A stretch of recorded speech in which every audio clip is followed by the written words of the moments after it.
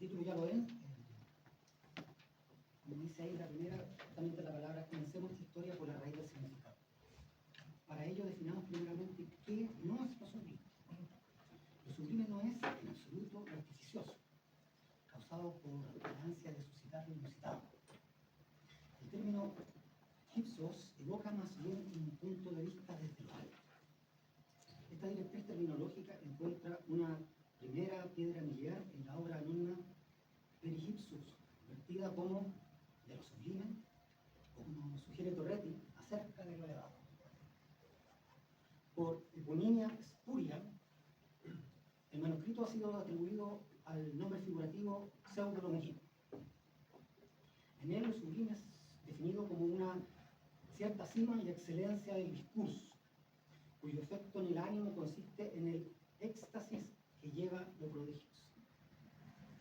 Del mismo modo, lo sublime es también una experiencia ocurrida en el momento oportuno, como dice el anónimo, despedazando todas las cosas con un rayo. Sobre esta base, lo sublime puede ser concebido en primer término como una huella imposible de sustraer. Este vestigio imborrable es, en segundo término, el hecho mismo de darse a pensar, cuyo recuerdo es vigoroso y complace en todo tiempo. En tanto reminiscencia periódica, lo sublime puede ser pensado en tercer término como el retorno producido en el espacio de resonancia del pensar. Lo sublime es justamente esta remembranza restablecida como el eco de la grandeza del pensamiento. O del pensamiento. Lo sublime es así este eco reverberante de lo asombroso, revelado a lo largo de la animación del discurso. A decir verdad, Pseudo-Longuino caracteriza la propia naturaleza humana por su disposición natural hacia lo grande. Dicha aptitud viene dada por la posibilidad de reunir el pensamiento más extenso y la pasión más intensa, cuyo fundamento originario consiste en la potencia expresiva del lenguaje. Semejante potencia se revela como la fuerza lingüística que faculta decir lo indecible, traspasando con ello, como dice María del Rosario Costa, el umbral de la palabra. Pues bien, aun cuando lo sublime se constituya en el primado de la naturaleza, lo cierto es que el arte ha sido elevado a la altura de las reglas necesarias sin las cuales la naturaleza se vuelve inconstructible. Lo sublime funda, por consiguiente, el suplemento de colaboración entre naturaleza y arte. De esta suerte, el arte sublime parece ser naturaleza, así como la naturaleza sublime parece contener ansiedad. A tal efecto, el vínculo sublime de naturaleza y arte no es otro que la antítesis. A partir de aquí es preciso no desestimar dos cuestiones principales a la hora de pensar la sublimidad del Pseudo-Longuino. Por un lado, la naturaleza es acá naturaleza humana. Y por otro lado, lo sublime surge ante todo en la forma del arte escrito. Lo sublime, en suma, no es sino ese anhelo invencible por lo elevado, cuyo despliegue asocia las partes en un cuerpo en comunidad que se une con los vínculos de la armonía. Desatendiendo la exactitud cabal, lo sublime yace más bien en la superación de los límites de lo que nos circunscribe. Este punto es importante, la exactitud de la forma, ¿no? Lo sublime más bien en la superación de los límites de lo que ha sido puesto como todo. Sigamos sobre esta base las huellas de este camino hacia lo más alto. En el contexto de la reflexión estética moderna, la indagación filosófica sobre el origen de nuestras ideas acerca de lo sublime y de lo bello conforma la siguiente piedra miliar. Edmund Burke define allí la fuente de lo sublime como lo que primero incita las ideas de dolor y peligro. Lo sublime es consecuentemente un análogo del terror, puesto que lo terrible causa la emoción más fuerte que el espíritu es capaz de sentir. De esta forma, en la experiencia de lo sublime es instituida la primacía del dolor sobre el placer. Sin embargo, lo sublime no aparece en la distinción específica entre dolor y placer, cuanto en la fusión inespecífica de sus horizontes.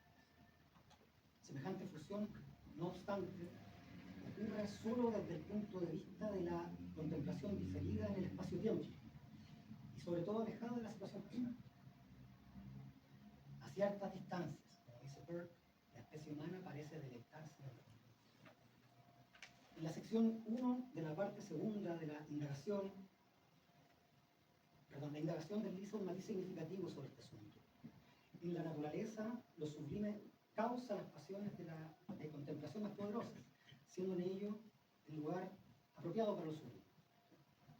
De todas estas pasiones, la de mayor vigor es el asombro, o ahí donde todos los movimientos del alma se suspenden con cierto grado de horror. El asombro es afirmado aquí como el afecto más intenso de lo sublime, mientras que sus formas menores corresponden a la admiración, la reverencia y el respeto. En el asombro el objeto va colmado del espíritu, interrumpiendo súbitamente la actividad del pensar. Tal vez la contribución más notable de la indagación consiste en el establecimiento de la diferencia de naturaleza entre lo bello y lo sublime. Se trata de un contraste irreductible, cuyas características pueden ser resumidas del siguiente modo. En primer lugar, lo bello da placer, lo sublime, por el contrario, causa dolor. En segundo lugar, lo bello tiende a ser pequeño y sutil, lo sublime, en cambio, es grande y sólido. En tercer lugar, si lo bello es pulcro, a la inversa, lo sublime es áspero. En cuarto lugar, lo bello evita la línea recta y, a contrapelo, lo sublime ama la línea recta. En quinto lugar, lo bello tiende a la claridad y la delicadeza. Lo sublime, en su lugar, se interna en la oscuridad y la masividad. En último término, la distinción entre causa eficiente y causa primera impide el ingreso a la gran cadena de las causas, cuyos eslabones llegan hasta el trono de Dios. La serie entera de estas causas habita el reino de lo suprasensible, el espacio de especulación principal de lo sublime. Gracias al giro crítico, lo sublime se expresa ahora en el juicio, que, siendo particular, es a la vez universal y entero. Con ello, el punto de distinción entre lo bello y lo sublime ocurre primeramente como un problema de la forma. Así como lo bello se presenta en la forma del objeto, que consiste en la limitación, lo sublime alude, por su parte, al pensamiento de un objeto sin forma, concebido como la inmensidad sin límites. Una segunda distinción encuentra su raíz en la facultad del sujeto. Al tiempo que lo bello expone, dice Kant, un concepto indeterminado del entendimiento, lo sublime exhibe un concepto igualmente indeterminado, más en el orden de la razón. En tercer término, lo bello pertenece a la rúbrica de la cualidad, lo sublime, en contraste, a la de la cantidad. En cuarto término, lo bello trae consigo un sentimiento de fomento de la vida y de una imaginación que juega. Lo sublime, a su vez, ocurre en el sentimiento de detención y seguidamente de un derrame momentáneo de las capacidades vitales. De igual manera, en lo sublime no hay placer positivo, sino al contrario, placer negativo. Esto es, sentimiento de admiración o respeto. Con todo, la más inmanente de las diferencias refiere, en cuanto a la forma de la naturaleza, al concepto de finalidad.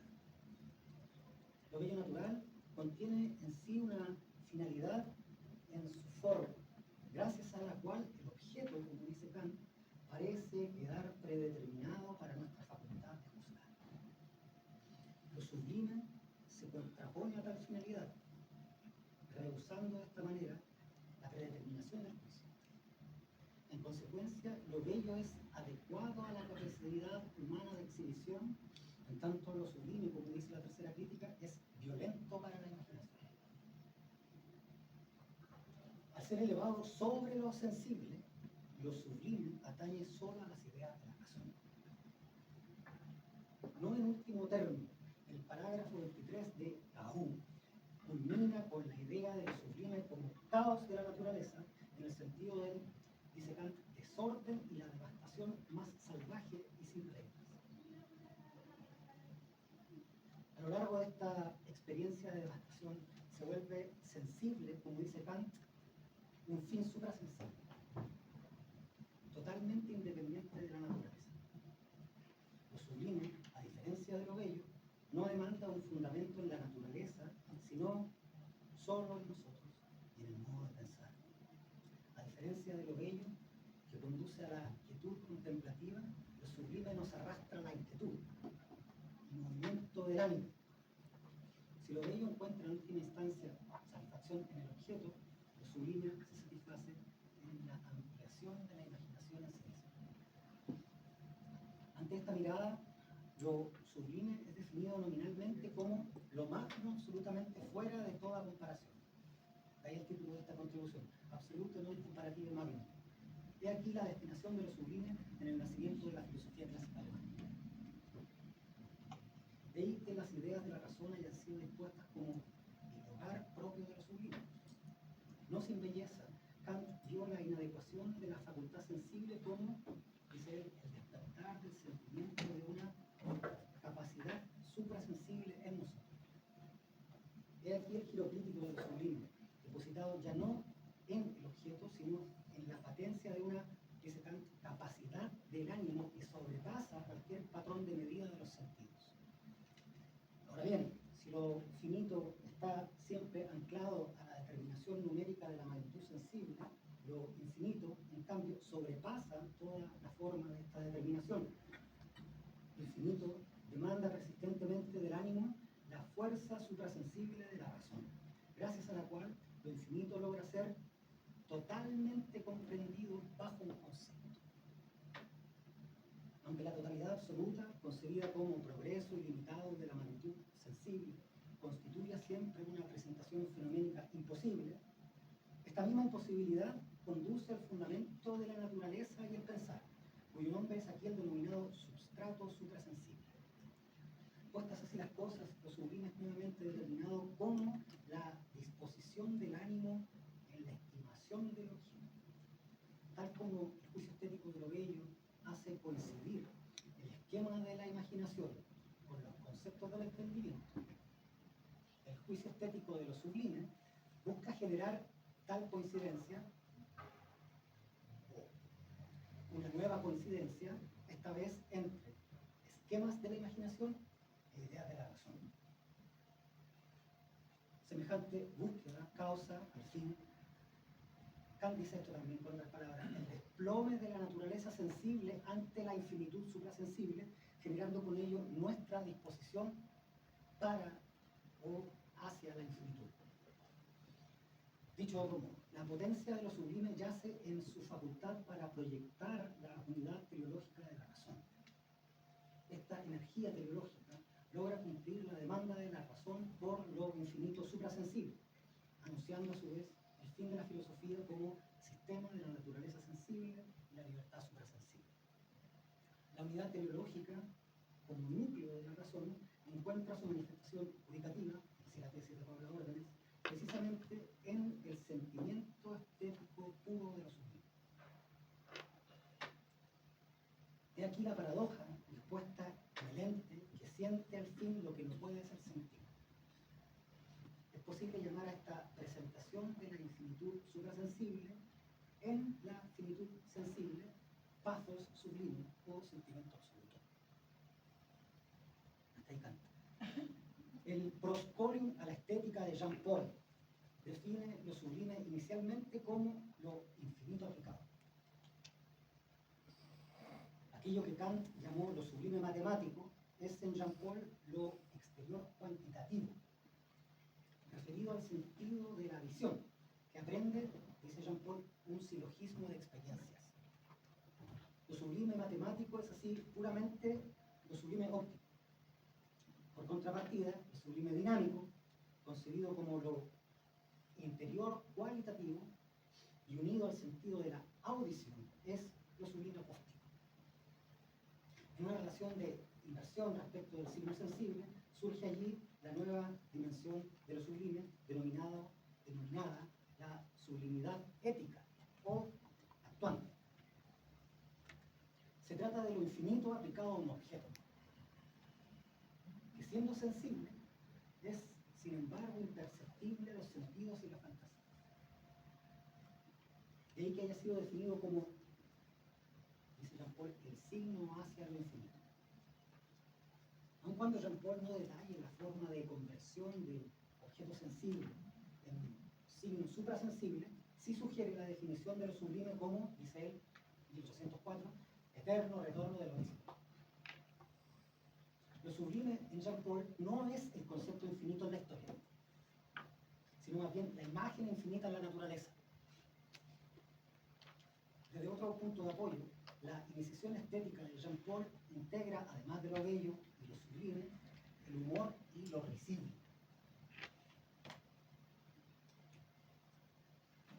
Lo que causa risa, que es lächerlich, ¿no? Lächerlich puede ser lo ridículo, se ha traducido así, pero quisiera poner el acento en producir la risa, ¿no? Lo risible.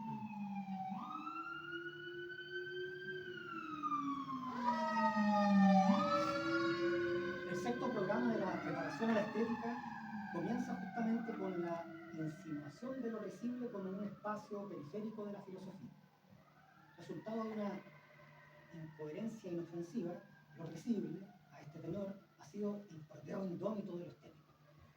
A primera vista, lo risible es un modo de lo cómico, cuya acción interrumpe de improviso la actividad del entendimiento. Esta interrupción cómica no se da en la región ideal, sino más bien en la real, de tal manera que la realidad vital es entonces la instancia natural de lo cómico. Frente a lo ideal serio, lo risible es índice de lo real cómico de la vida. A pesar de ser vivido como la sensación de una imperfección, lo risible es sumariamente placer en potencia. Pero este placer cómico no surge tanto en el arte poético cuanto en lo que Jean-Paul llama la vida ágil. De ahí que lo risible y no lo bello sea la verdadera contracara, el enemigo jurado de lo sublime. Si lo sublime ha sido lo infinitamente grande, lo risible es por el contrario lo infinitamente pequeño. A partir de aquí es posible abonar la tesis del humor como lo sublime invertido. En el humor, el ser humano no es encumbrado a la inteligencia sublime, sino sumergido hasta la raíz de la desinteligencia universal. Como la sobria asunción de la necedad generalizada, parafraseando a Harold Bloom, el humor es lo más serio que hay. En este punto, la sublimidad ideal es pensada como el infinito de la razón, inadecuado y suyo para ser expresado en la sensibilidad y la fantasía. Distinto de lo sublime como tal, habitante de los sentidos y la fantasía. Lo sublime en Jean-Paul está siempre enlazado sutilmente a un diminuto signo sensible, dice él, en o fuera de nosotros. Según Jean-Paul, solo lo más pequeño es lo más sublime. Así, por ejemplo, la divinidad evanescente de Oriente deviene un soplo suave y silencioso. El inusitar imperceptible de la vida es la sutileza majestuosa del espíritu sublime. Hasta ahí Jean-Paul. En términos cronológicos, lo sublime en Schiller debiera ser presentado antes de Jean-Paul. Sin embargo, puesto que el poeta filósofo de las cartas sobre la educación estética de la humanidad constituye el paso decisivo de lo sublime a la historia, será tratado en términos lógicos como un desarrollo posterior. Dicho en pocas palabras, Schiller heredó la noción kantiana del ser humano como ser volvible, cuyo soporte arquetípico es la cultura moral. Dicha cultura nos eleva sobre el poder de la naturaleza, destruyendo así el concepto de la violencia. Sobre el nivel de la naturaleza sensible, Schiller declama la naturaleza sensiblemente racional, lugar donde alberga el impulso idealista, dice él, como tendencia estética. Semejante impulso constituye la respuesta a la pregunta por el modo de expresión de la libertad de lo sublime. Todo depende del desprendimiento de la razón que asume el mundo sensible, de tal manera que la acción del espíritu logra actuar bajo sus propias leyes. En efecto, lo sublime schilleriano fue denominado un sentimiento mixto entre el afecto y el arte. Mientras el afecto es causa de la convulsión, del agrado del regocijo. En la experiencia sublime se da por consiguiente la unión entre dos sensaciones contradictorias en un solo sentimiento. Semejante unión de sensaciones acredita otra unión, todavía mayor, anclada a dos modos de disposición, el sensorial y el espiritual. En el sentimiento de lo sublime, el ser humano vive la unidad suprasensible con la existencia de un principio autónomo en nosotros, independiente de todas las conmociones sensibles. Este espacio funge expresamente como el hogar de la libertad moral.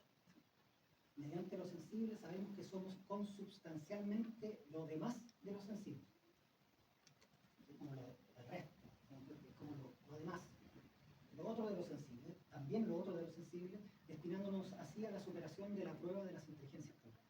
Como dice Schiller, esta contradicción, mediante la cual lo sensible experimenta su finitud y lo suprasensible su infinitud, es el sortilegio de lo sublime. Después de todo, lo sublime también expresa el cosmos metafísico de los conceptos de la razón. Por ella el ser humano recibe la gracia de la elevación especulativa, como el espejo en el cual descubre lo absolutamente grande en sí mismo. Se consuma de tal forma el primado del concepto de la razón sobre el mundo sensible, reino de la libertad surgido del, también parafraseado, colapso del entendimiento ante la infinitud de la naturaleza sublime. Frente a este colapso del entendimiento, los conceptos de la razón enlazan victoriosos el infinito fuego de la manifestación. A tal efecto, Schiller sostiene que incluso la posición menos favorable en el mundo suprasensible resulta ser preferible al reinado del mundo sensible, ya que el orden natural en el ser humano, constituye siempre la degradación de la voluntad soberana a la condición de miembro servil de un mecanismo de relojería. Llegado a este punto, asistimos al momento capital de la exposición. Se trata de la historia universal, como el objeto sublime. El mundo en Schiller consiste acentuadamente, expresamente, en, dice él, el conflicto de las fuerzas de la naturaleza entre sí y con la libertad del ser humano. Dicho con cierta pregnancia, el conflicto universal es lo sublime, más allá de toda comparación. De manera tal que el objeto histórico es aquí el objeto sublime por excelencia. Esta es la tesis de Schiller. El objeto histórico es el objeto sublime. La historia universal, entonces, drama general de lo sublime. Relata el desenlace de esta lucha entre el impulso de la naturaleza y el concepto de la razón. Aún así, la historia universal, salvo excepciones, ha sido el relato dominante de la naturaleza, a pesar del ejercicio de la filosofía como modulación del mundo natural y conceptual. El primero, el natural, como dice Schiller, arrastra por el polvo las creaciones de la sabiduría, construyendo a la criatura humana hasta hacerla estrellar. Es cierto, has dicho que la necesidad natural no acepta ningún contrato con la libertad racional. De cualquier forma, el fin del concepto de la filosofía debía seguir siendo el fin de la historia universal, si acaso anuncia la reconciliación de la humanidad con la humanidad y la naturaleza. A modo de noción, Schiller distingue entre desgracia artificial y desgracia verdadera. La primera es definida como lo patético, mientras que la segunda constituye, dice él, la malicia de la fatalidad. No obstante, la desgracia, tanto allá cuanto acá, produce el tránsito inmediato con la ley del espíritu libre. La proliferación histórica de lo patético permite al espíritu, esto es importante, ensayar respuestas al tiempo de la mala fatalidad, convirtiendo el acto de autoactividad en el principio autónomo que afirma su independencia absoluta. En este punto, como dice Schiller, lo patético es una inoculación del destino inevitable, como una vacuna contra el destino inevitable que faculta la disolución del sufrimiento real en la emoción sublime. Contra la alegoría del alma bella, Schiller proclama la fuerza sublime elevada sobre la mala fatalidad. Si lo bello es el mérito del ser humano, lo sublime lo es, dice él, del demonio puro en él, del demonio puro en el ser humano. Esta es la obra horrorosamente preclara de la historia universal. La transformación que todo destruye, recrea y destruye de nuevo. La historia de lo patético da suministro a la sublimidad de la historia de lo trágico. De ahí que la capacidad de sentir lo sublime haya sido apreciada por Schiller como una de las más majestuosas aptitudes en la naturaleza humana.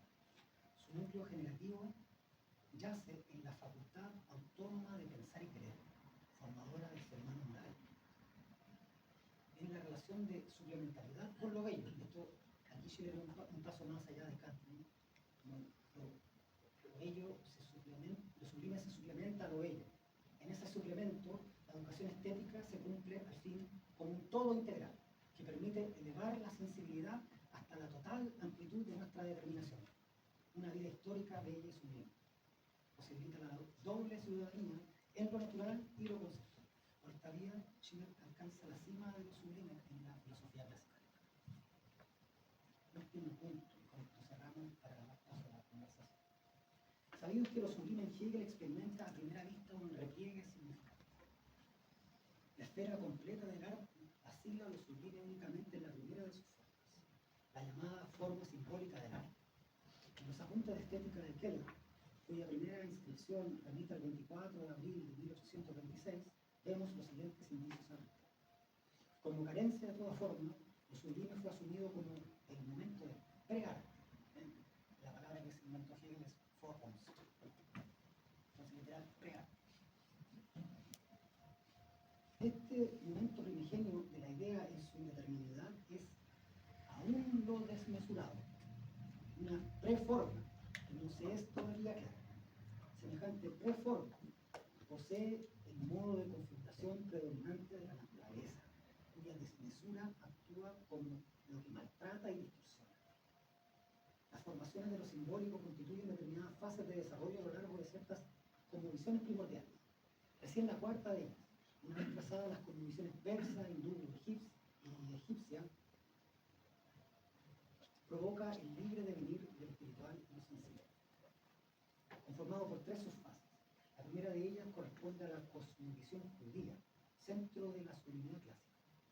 La segunda refiere al nuevo panteísmo oriental, cuyas visiones son aquí no propiamente sublimes. Paradigmáticamente, el uno que funda una relación afirmativa con su configuración. La tercera subfase es concebida finalmente como el perfecto devenir libre de lo espiritual y lo sensible.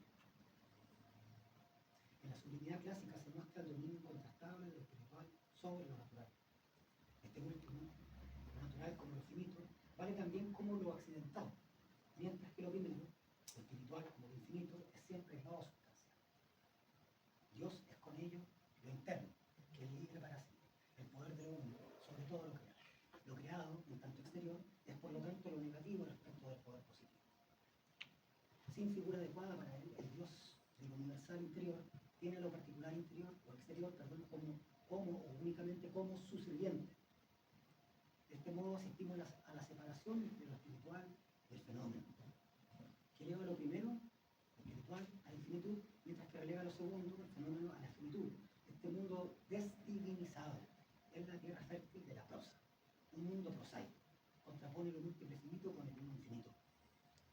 También es consabido que la prosa sublime en Hegel corresponde al escrito del Antiguo Testamento. Allí habría surgido por primera vez el fenómeno del milagro, como, dice él, interrupción del curso natural de las cosas. Lo sublime es consiguientemente la relación del espíritu con eso prosaico, finito, mundano que se presenta. La Epigracia, capítulo 1, versículo 3 del libro primero del Pentateuco, citado también en Pseudo Longuino, reza del siguiente modo: sabido es, dijo Dios, sea la luz, y fue la luz. En buenas cuentas, la sublimidad clásica es en Hegel predominantemente el Dios de la concepción judía. El ser humano adquiere allí conciencia de su finitud condicionada frente a la omnipotencia incondicionada como sentimiento de su novedad subjetiva y moral. Hemos dicho que lo sublime en Hegel presenta a primera vista un repliegue significativo. Llegados al final, quedan al menos dos preguntas para hacer. ¿Cuál es el rendimiento especulativo de lo sublime en Hegel? ¿Y qué ha ocurrido con la historia del sublime después de Hegel? Me complacería si lo que sigue pudiéramos hablar también sobre él.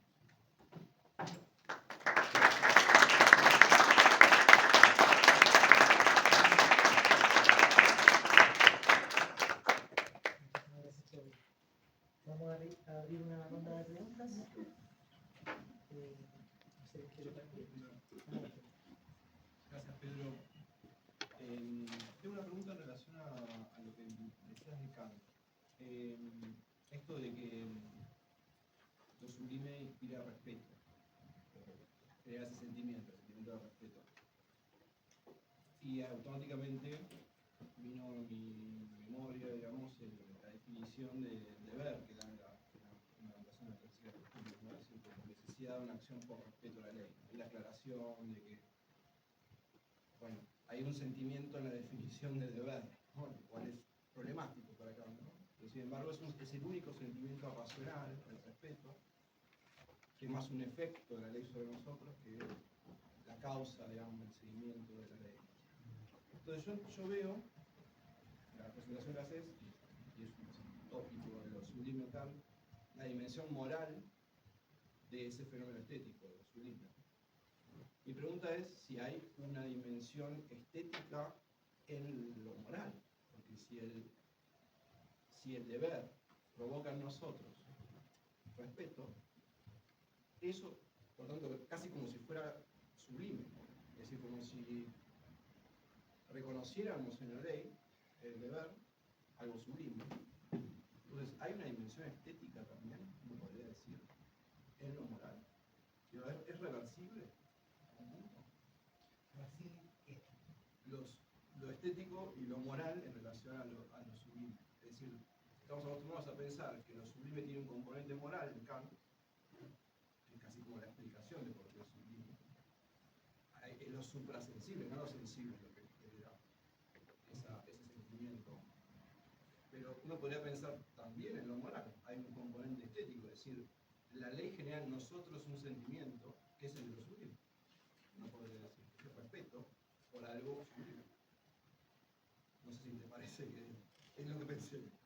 Sí, mira, gracias porque se puede abordar de tantas partes, ¿no? Déjame solamente abordar una dimensión que sirve quizás para mostrar lo que quise ser, ¿no? Creo que a mí me sirvió mucho para entender esto, o sea, como yo me lo aprendí, fue a partir de una de estas piedras miliares que es la de Jean Paul. No Jean Paul de Kant. Esta figura del humor como lo sublime en lo espíritu. Jean Paul dice, mire, el humor se produce porque hay por este ente, por esta similitud de este ente, y entonces frente a esa similitud del ente del ser humano, lo que hay es, lo que queda es la necesidad de respetar, comillas, su fragilidad constitutiva. Entonces, bueno, por eso decía, lo sublime no es solo esta elevación hacia la inteligencia universal, la inteligencia de la razón universal, sino que es ante todo también una especie de inmersión en la raíz de su propia fragilidad. Y ante eso, el humor es eso, el humor es como ese momento en que uno puede dar vuelta a una situación trágica, convertirla en comedia. Entonces, lo que aparece en el fondo, en buenas cuentas, es un momento en que puedes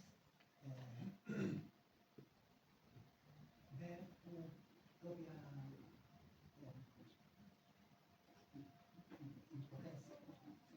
impotencia. Entonces, frente a eso, frente a la impotencia de la figura humana,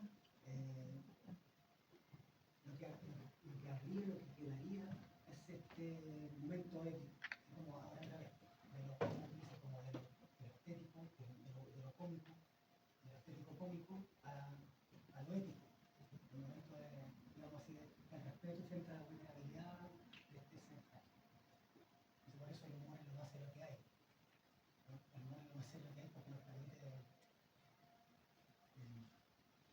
comprender la finitud del ser humano. Sí, lo abordé por otro lado, pero no podemos conversar. Silvia, ¿tiene una pregunta? Thank you so much, Pedro. It was really beautiful. I'm not an expert in the Sublime, but it was really interesting. But I'm really interested in the concept of education. because in a point you underline how the capacity to feel the sublime is an aptitude, an unlearned. And then you talk about an aesthetic education. So I wanted to know if the sublime, now it seems to me that it's something that is so innate, so such an attitude in our human beings, but maybe at the same time there is a way to educate the sublime. Is there a possibility to build someone to the sublime, to showing a path, a way to reach the sublime, even though it's something that seems so connected to our intimacy? Una pequeña aclaración preliminar antes de responder. Como vieron al principio, tenemos una amistad, entonces hablamos así como en una mezcla de idiomas. Ella me habla en inglés y yo le respondo en castellano. Entonces voy a hacer eso. ¿Sí? Me voy a permitir mostrar lo que pienso en mi lengua materna. ¿Sí? Mira, en Chile, él dice esto. La educación estética consiste en un ejercicio que permite prepararnos, ¿sí? Ante ese momento que él llama la mala fatalidad. ¿Sí? Entonces, en el fondo, la educación estética es un proceso de ensayo, ¿sí? Un proceso de ensayo frente a un montón de voy a decir procesos que él llama de desgracia artificial, ¿sí? Entonces, como la desgracia artificial permite al ser humano prepararse para el momento de la desgracia verdadera, ¿sí? Entonces, en el fondo, ese ejercicio de formación en la desgracia permite que cuando tú estás suficientemente formada, puedas, dice, esto es clave, disolver esa verdadera desgracia en una, comillas, emoción sublime. Entonces, como en el fondo eso, como un infinito proceso de autoformación en la desgracia. De tal manera que cuando llegue la verdadera desgracia, puedas ser capaz de convertirla en una emoción sublime. Gracias. Gracias, creo que situación muy clara. Me gustaría agarrarme a lo que dices al final, de dos afirmaciones que haces al final, en relación al concepto de Hegel. Cuando dices ahí, me alcanza a aparecer ahí, todavía proyectado, lo sublime sería predominante en Hegel, el dios de la concepción judía, y la otra frase más abajo, donde dice que la primera vista presenta lo sublime en Hegel es significativo. Claro, efectivamente, en las lecciones sobre estética y los cuadernos de apuntes que se han publicado de ella, siempre aparece un lugar muy acotado, ¿no? Sublime, a diferencia de la importancia que le asigna Kant. Pero, y como tú bien has dicho, aparece dentro de otra de las figuras artísticas que es la de los simbólicos. Sin embargo, discrepo un poco con lo que tú dices ahí, de que lo sublime sería predominantemente el de la concepción judía, porque me parece a mí que, por lo menos en las lecciones y en los últimos cuadernos de apuntes, no aparecen todos los cuadernos de apuntes, pero las lecciones del 29, Hegel toma la definición kantiana, obviamente estaría para su propio molino, convirtiendo en cierto modo lo sublime, no tanto, claro, efectivamente en la lección aparece el momento de la sublimidad como de la poesía sacra, particularmente de los salmos, más aunque del Antiguo Testamento. Pero lo que considera ahí sublime no es tanto lo infinito, la sustancia, un Dios como la sustancia una, el Dios abstracto del judaísmo, sino este modo de exposición indirecta de la sustancia una que no se deja expresar sensiblemente. O sea, no es tanto lo que se expresa sublimemente, como sería para Kant, sino que más bien es esta exposición misma. Es como la exposición de algo que no puede, la exposición indirecta de algo que no se puede exponer sensiblemente, me parece. Y por lo mismo, me gustaría preguntarte, bueno, retomando lo último que hizo, ¿no? O sea, si sería un repliegue significativo que sea en Hegel, porque a mí me parece, claro, si lo vemos en cuanto al número de páginas, Hegel le dedica muy poco a lo sublime, comparativamente con Kant, por supuesto con Pseudologino, que dedica todo el libro, y con todos los otros autores entre ellos. Pero varios autores han destacado que lo sublime en Hegel es un momento, parece ser decisivo dentro de lo simbólico, que a su vez es decisivo para Hegel para entender el arte. Entonces no es tan... ¿por qué digo decisivo? Porque Hegel ahí afirma que es el momento de la primera autoclarificación decisiva del espíritu. Donde el espíritu se reconoce a sí mismo como lo que es y donde en el fondo lo simbólico se disuelve. Porque en este ir de forma en forma, sin poder reconocerse ninguna de ellas, finalmente en la poesía sagrada, en la poesía de los hebreos, parece que esto se clarifica, digamos, se clarifica cuál es este contenido del arte simbólico. Entonces, te quería preguntar ahí si te parece que este repliegue, que hay algo así, porque parece insinuar que no lo hubiera, que no hubiese un repliegue significativo en Hegel, a pesar de las apariencias. Y por último, ¿cuál sería el hilo conductor, como lo que hay de común entre estas diferentes concepciones de lo sublime? Porque en lo divino uno podría reconocer muchos elementos que después se ven en Kant o en Hegel. Pero ¿cuál te parecería, por ejemplo, no sé, el eco de un gran pensar o la dimensión ética? Pero no sé si a ti te parece que hay un elemento como que en cierto modo, más allá obviamente de la definición de lo sublime como lo he dado, de diccionario. Gracias. Menuda pregunta. Se nos fue de una.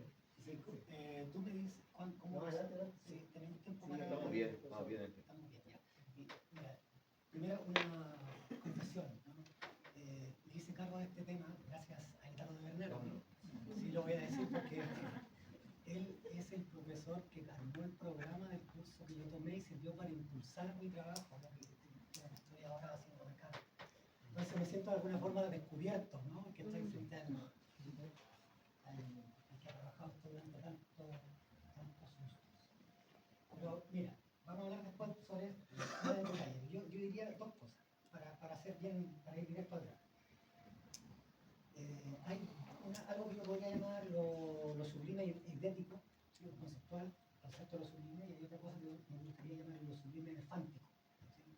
de lo apofánico, que es esta cuestión como lo sublime como un motivo de inspiración para poder pensar. Y ahí, esto lo dice la Cura Bach, entonces podemos hablar más de eso, así como qué ha pasado después de Hegel. Pero ahí yo diría dos cosas. Una, él habla de un asunto que él nombra como la verdad metafísica de lo sublime. ¿Sí? Piensa esto, como la verdad metafísica de lo sublime, en Hegel, efectivamente, si uno lo mira, como tú bien dijiste, en términos de distribución sistemática, lo sublime experimenta lo que yo dije como un repliegue o una involución. ¿Sí? Sin embargo, eso es como un primer momento, ¿sí? Como para pensar, o sea, uno podría leer a Hegel así. Hegel no es el pensador de lo sublime. ¿Sí? Porque lo sublime es como la pérdida de la forma, ¿sí? la desfiguración. Y Hegel debe ser, yo lo digo así, Hegel debe seguir siendo pensado como el pensador de la forma absoluta, ¿sí? Como de la formación absoluta. En cambio, lo sublime no, pues hay momentos terribles de la desfiguración, de la deformación. Sin embargo, yo diría que hay algo que podríamos llamar como lo sublime, como decía Fan, como motivo para poder pensar. Y ahí yo daría vuelta a la cosa. Ya no se trata de pensar solamente la verdad metafísica de lo sublime, sino diríamos la verdad sublime de la metafísica. Y uno podría pensar esto ahora con los motivos de nuestro seminario, es decir, concepto histórico. Había algo así como, vamos a decir con Hegel, un concepto histórico de lo sublime. ¿Sí? Y ahí En el concepto histórico de lo sublime tiene un lugar preciso, que él dice es el Dios hebreo. Es el Dios hebreo. Sin embargo, hay otro momento que podríamos llamar, o me gustaría a mí llamar como esto de, se puede decir como el concepto sublime de la historia. ¿Sí? Entonces ahí hay otro, se abre otra posibilidad. Entonces tenemos concepto sublime de la historia y también concepto histórico de lo sublime. ¿Sí? Entonces ahí cuando pensamos como el concepto sublime de lo histórico, o el concepto sublime de la historia, lo sublime aparece como una especie de momento de lo que Hegel llama negatividad. ¿Sí? Entonces mira, lo que quiero hacer es esto, es como una especie de, lo que creo que Hegel lo que hace es como traducir la serie de cláusulas conceptuales que están en torno a lo sublime a su lenguaje especulativo. Entonces uno tendría que poner ojo en eso, que no tanto cuál es el momento, digamos, explícito en el que aparece lo sublime, sino cuáles son los motivos de lo sublime que están presentes en su filosofía. Y ahí tenemos negatividad, la objetivación del concepto, ¿sí? Este momento en que el concepto se pone en lo otro, la otredad, la alteridad, ¿sí? Ese momento como de que se pone él dice como la idea, famosamente, cuando termina la ciencia lógica, la idea se despide a sí misma en lo otro de sí. ¿Sí? En la naturaleza, en lo carente de forma, en lo que al principio no tiene forma. Entonces, claro, ahí aparece como otra posibilidad para pensar. Esto lo que estoy diciendo no es original. La Kula basa a propósito de Heidegger, que es otro pensador que no dice, por otras razones, no habla explícitamente acerca de lo sublime. Sin embargo, lo que hace la Kula es como una especie de traducción del lenguaje heideggeriano a las premisas o cláusulas de lo sublime como tal. O al revés, pensemos así. Heidegger habría como traducido las cláusulas de lo sublime a su lenguaje. Y ahí aparecen bajo otras palabras, son otros términos. Eso es por un lado. El otro muy breve, ahora sí muy breve. No sé, Igual quiero hacer una pregunta. es que esto, el punto, todo tiene que ver aquí con el momento de la presentación. Esto le va a interesar a Pablo Pumar. El momento de la presentación de lo infinito. ¿Sí? ¿Sí? En el fondo, Hegel, en un momento de las lecciones, él dice algo así como, mira, lo sublime es la superación de la exposición. ¿Sí? Mira, las palabras son erhaben, sublime, es aufheben, des Auslegens, ¿sí? Como lo sublime es la superación, digamos, de la presentación. Entonces todo se trata de esto, se trata de cómo es que la presentación es puesta en cuestión, ¿sí? Como que nos da para poder procesar lo infinito. Ese es todo el dilema. Como, mira, debates contemporáneos, ¿no? Lyotard lee eso como la presentación de lo impresentable, el decir de lo indecible, ¿sí? Como el exponer de lo que no se expone. Piensen en el templo de Isis, ¿no? Yo soy todo lo que es, todo lo que ha sido y todo lo que será. Ningún mortal ha quitado mi velo, ¿sí? Como es como lo indevelable, develar lo indevelable, ¿sí? Todo se juega en eso finalmente. Entonces lo sublime es como ese momento de resistencia, ¿sí? Como de lo que se resta a la exposición. Y yo creo que Hegel tiene una salida para eso y dice, mira, lo que pasa es que hay hay un poder, que es el poder del concepto, que permite como meter la garra a lo que no se puede ver, ¿sí? La garra del búho de mierda.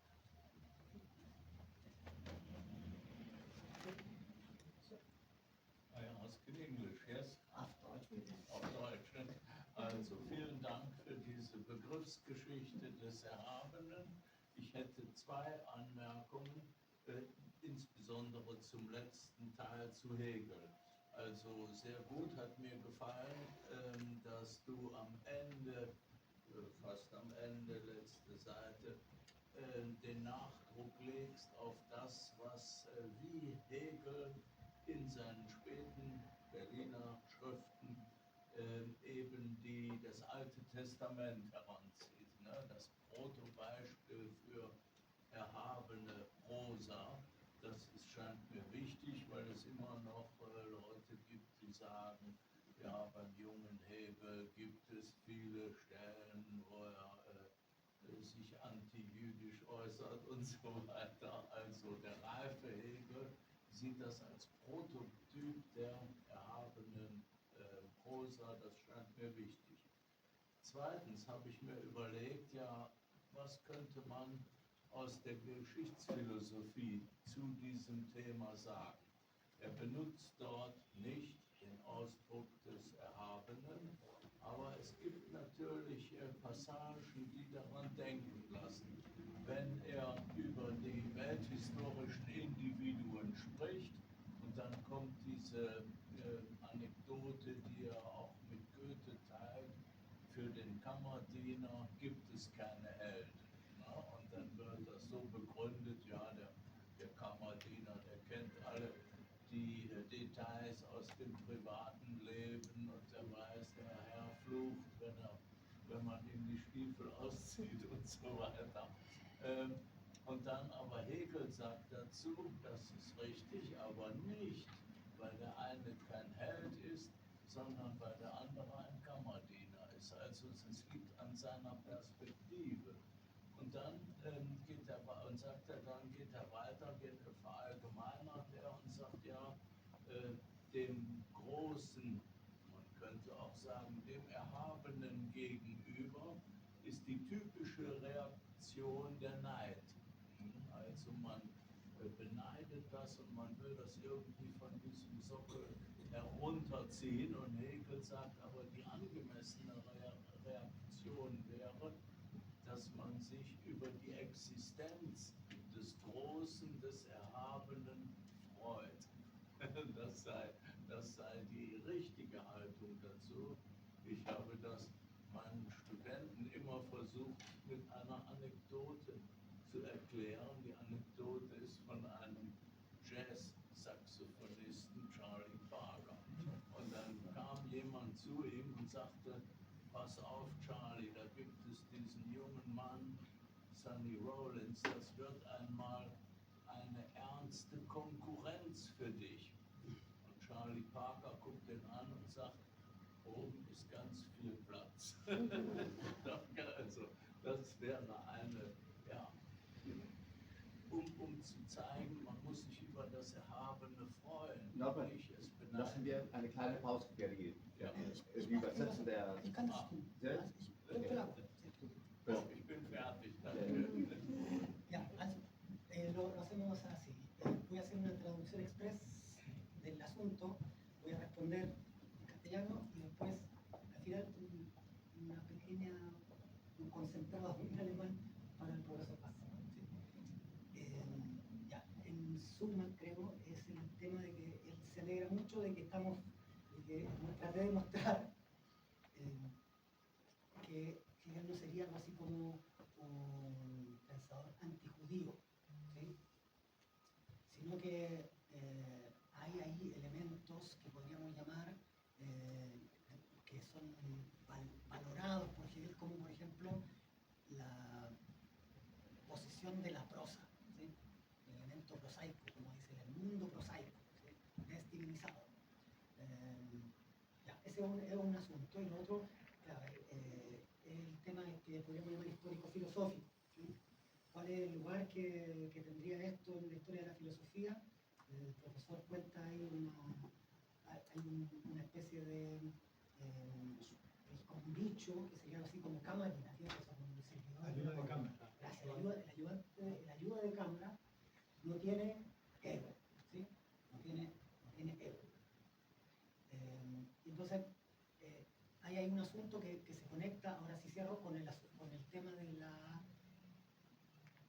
vanidad, con la envidia, perdón, la envidia, que es como en la existencia de lo sublime, alegrarse en la existencia de lo sublime. Entonces está la anécdota del compositor de jazz Charlie Parker, que estaba frente a Sandy Rollins y le dicen como, oye, ¿sabes qué? Está Sandy Rollins y es como va a ser una gran competencia para ti. Y él dice, mire, arriba, como en lo alto, arriba hay mucho espacio. Hay espacio para todos.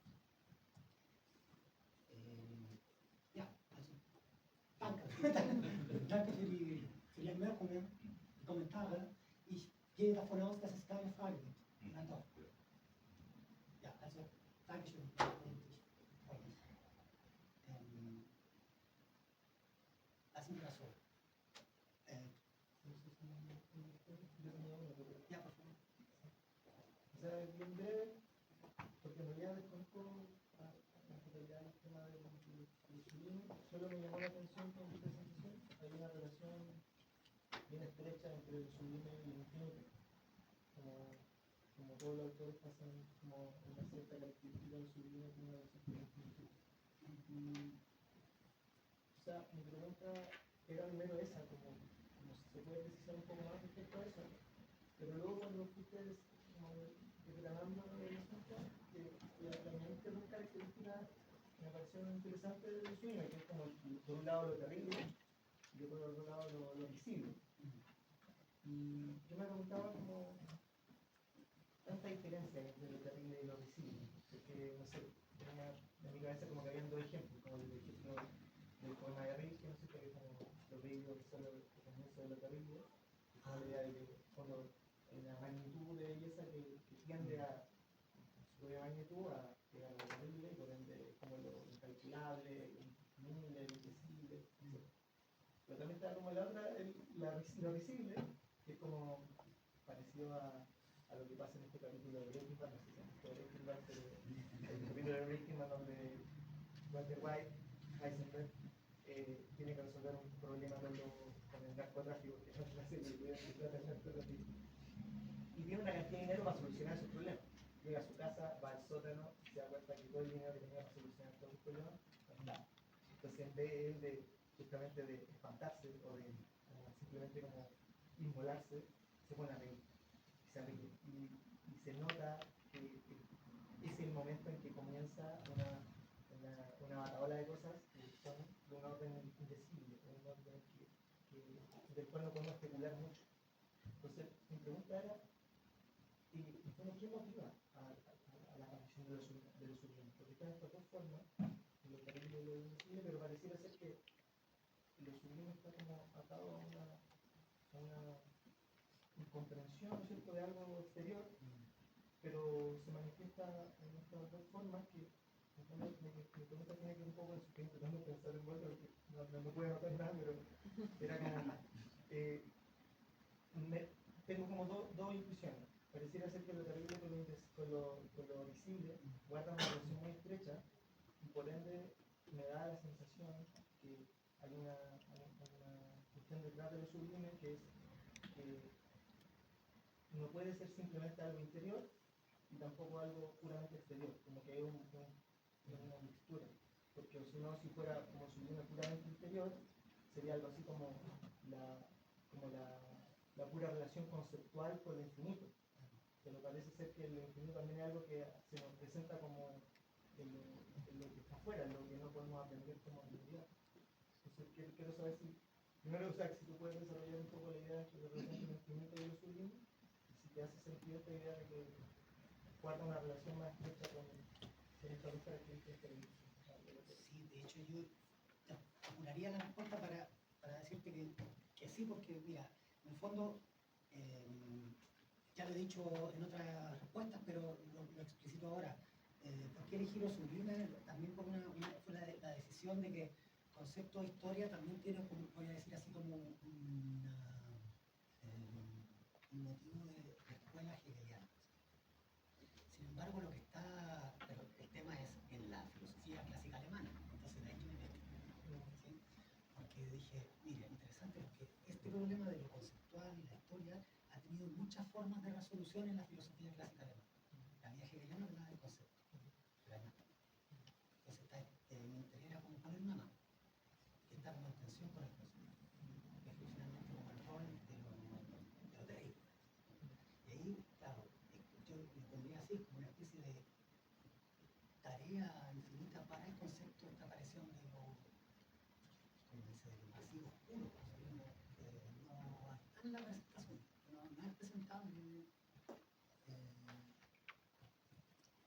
Ya, ahí entramos en el asunto que lo que se ha llamado como los pensamientos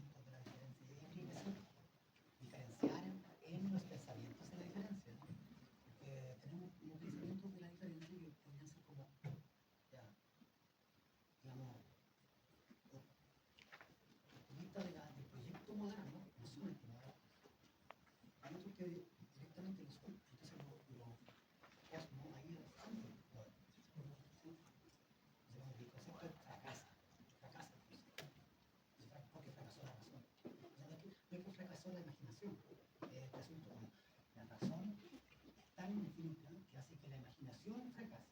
¿Sí? No, porque es también que la razón fracasó. Entonces, el tema este, yo creo que lo que habría que hacer para reactivar este debate, o mejor, para de forma más honesta, como para sumar en ese debate, es tratar de poner de que puede ser un mutuo fracaso, ¿sí? Un mutuo fracaso, pero todo depende otra vez de pensar la conexión de las facultades. Habría que volver a hacer ese ejercicio de volver a pensar la conexión entre fantasía o, digamos, Jean Paul dice fantasía, ¿no? Fantasía para nombrar la imaginación, la conexión entre razón y imaginación.